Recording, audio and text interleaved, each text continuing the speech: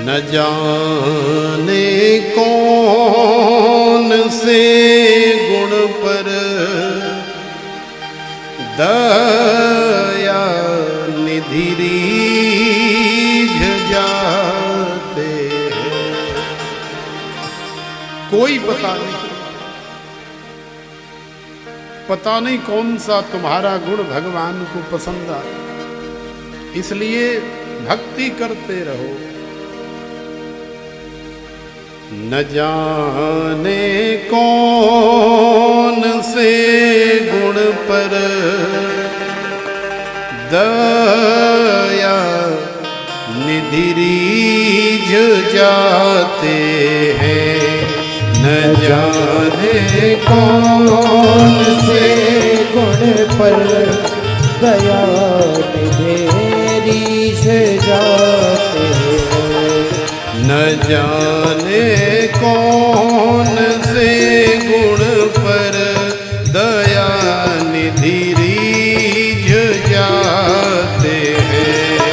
न जाने कौन से गुण पर दया निधि रीझ जाते हैं।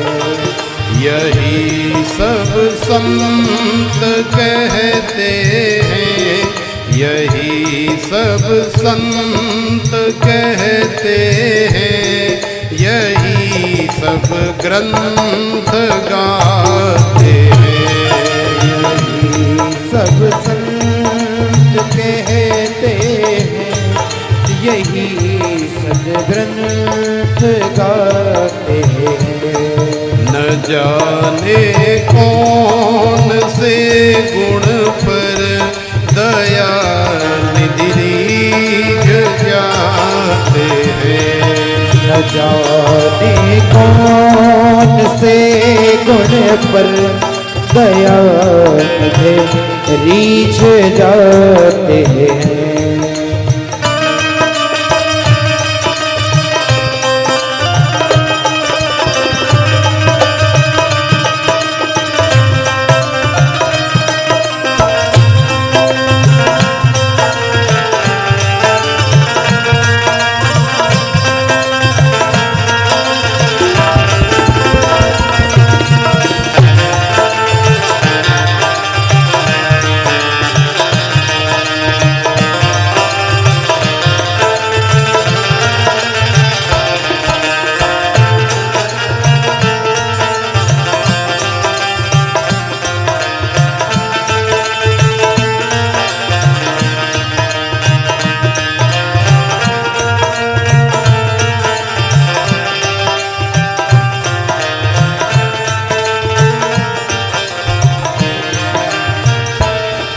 नहीं स्वीकार करते हैं निमंत्रण नृप दुर्योधन का।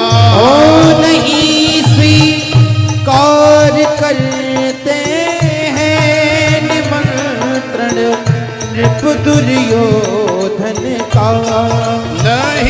स्वीकार करते हैं निमंत्रण नृप दुर्योधन का। नहीं स्वीकार करते हैं निमंत्रण नृप दुर्योधन का। निमंत्रण नृप दुर्योधन का। निमंत्रण नृप दुर्योधन का। विदुर के घर पहुँच कर भोग, विदुर के घर पहुँच कर भोग छिलकों का लगाते हैं। विदुर के घर पहुँच कर भोग छिलकों का लगाते हैं। न जाने कौन से गुण पर, न जाने कौन से गुण पर दया निधि रीझ जाते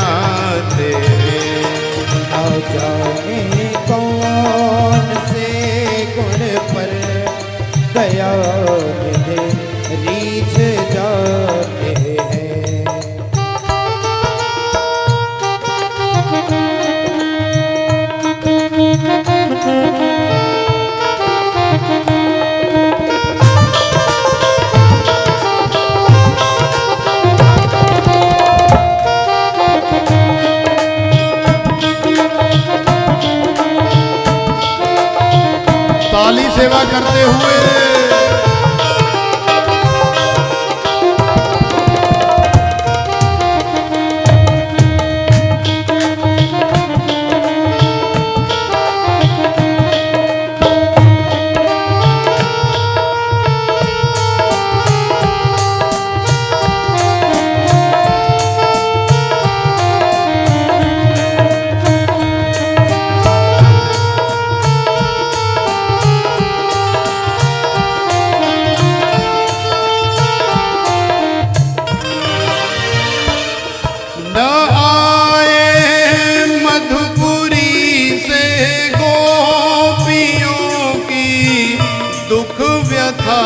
सुनकर मधुपुरी से गोपियों की दुख व्यथा सुनकर न आए मधुपुरी से गोपियों की दुख व्यथा सुनकर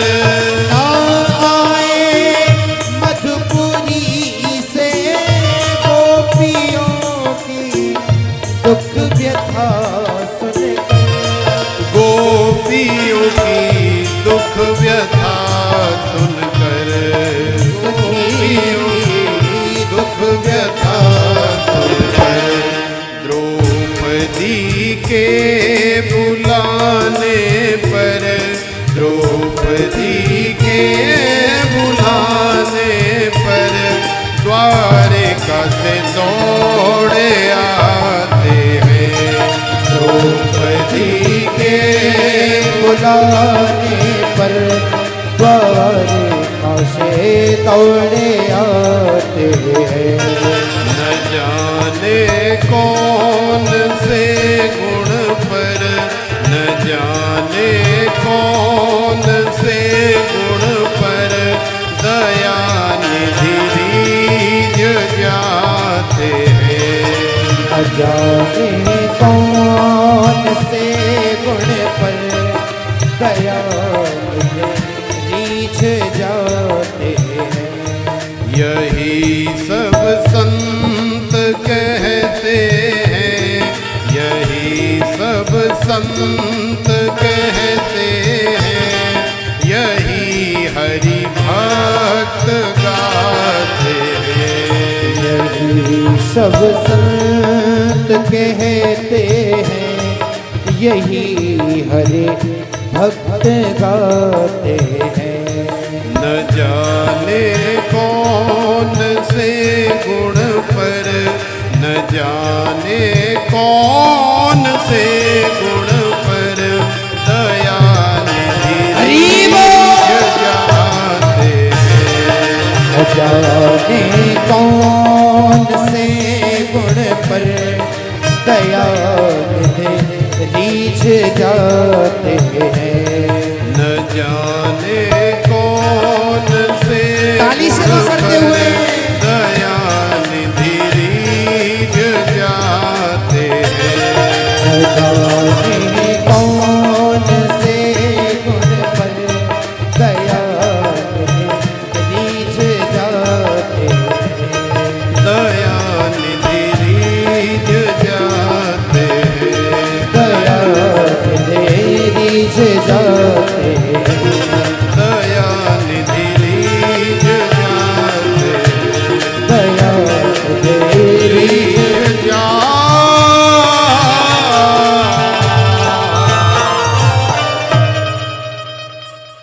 न जाने कौन से गुण पर दया निधि रीझ जाते हैं।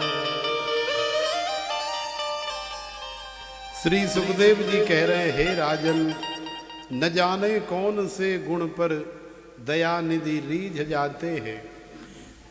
आप तो केवल भगवान गोविंद की भक्ति करते रहो, न जाने कौन सा तुम्हारा किया गया कार्य, न जाने कौन सा तुम्हारा गुण भगवान को पसंद आ जाए और भगवान तुम्हारे ऊपर रीझ जाए और फिर नंद के लाला के रूप में तुम्हारे जीवन में प्रकट हो जाए, कोई पता नहीं है। इसलिए भगवान की भक्ति करते रहो। विदुर जी का प्रसंग बड़ा अद्भुत है, लेकिन आज सभी प्रसंग हम बहुत अल्प अल्प केवल स्पर्श दर्शन करेंगे और फिर अपने लाला को जल्दी से जल्दी लेकर के आएंगे।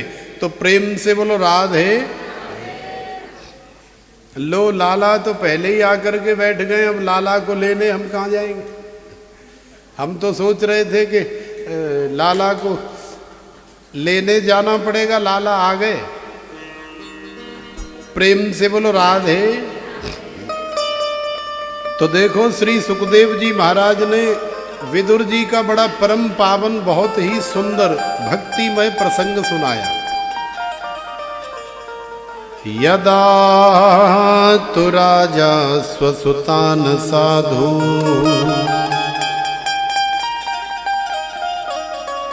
पुष्णन् धर्मेण विनष्ट दृष्टि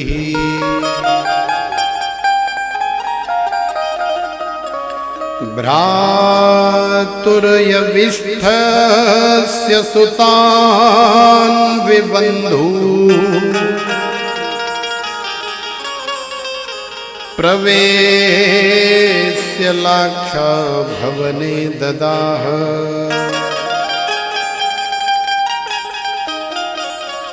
प्रवेश्य लाक्षा भवने ददाह।